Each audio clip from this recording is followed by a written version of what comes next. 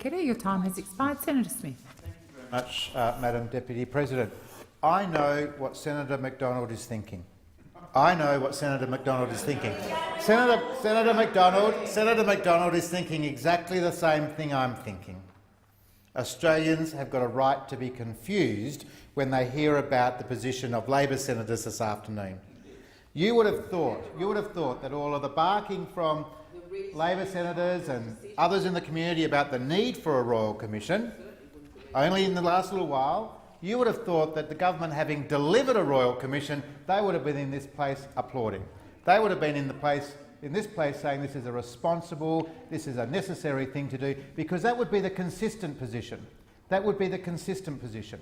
If Labor came into this place supporting the Royal Commission, that would be consistent with the sorts of things they've been saying for many months in regards to the need for a Royal Commission. But of course Labor is not consistent. Labor's not consistent on this issue and they're not consistent on other issues. It's been clear to me and to others that there is a requirement in the community from customers in banks for their issues to be better addressed in regards to some of the decisions that banks are taking in regards to how they treat customers, how they balance those competing interests between looking after shareholders and shareholder value in our banking system, while at the same time responding to the very genuine concerns and needs that consumers have raised or customers of banks have raised themselves. Now, it's interesting. Labor senators could have come into the place today, given that this is Tuesday of the last sitting week for the year, so we only have one more question time tomorrow and then we have another question time on Thursday, and I know that Senator McDonald again shares my interest in making sure that that is the end of the parliamentary sitting period for this year so that we can get back to our communities and get back to Northern Queensland in Senator McDonald's case, and in my case get back to Western Australia. Because Labor could have, and I thought Labor was off to a very good start in question time this afternoon, Senator McDonald, when Senator McCarthy talked about personal income tax cuts.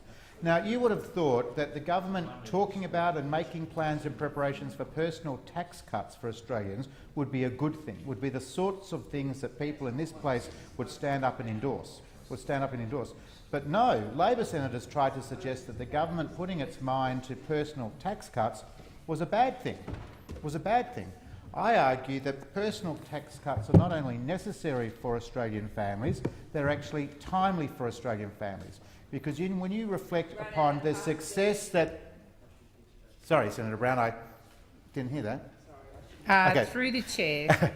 When you look at the success of the government's economic performance, as was detailed in the final budget outcome document that was released in September of this year, you can see that prudent financial management that is demonstrated in the outcomes of the last budget that was released in September 2017, you can see that the government is making necessary steps to save taxpayers' money.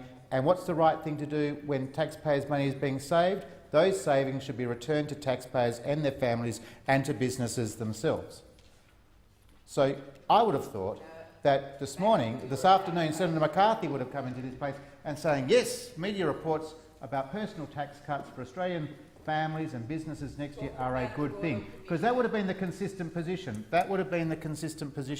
Now, what we've seen this afternoon instead is no. A Royal Commission, which many I think in the community would agree is a necessary step, has been delivered, has been announced, but no, Labor senators in this place want to suggest that somehow that is something that we should be embarrassed about, that somehow that is something that is not worthy. The challenge for Labor as we finish this year, as we finish the year 2017, the challenge for Labor is to start to recalibrate its thinking, because 2018 is going to be about the economy. It is going to be about the economy.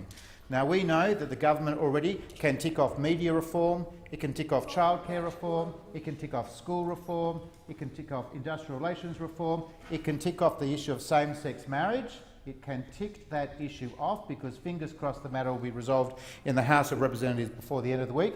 And then this government and the opposition should unite in making sure that economic interests and economic concerns are front and centre. Why? Because we know, Senator McDonald and myself know, that as we travel around communities, especially regional communities, what do people say to us? Cost of living pressures, cost of living pressures, cost of living pressures. That's Thank your you, challenge Senator for 2018. Smith. Your time has expired. Senator Kitching.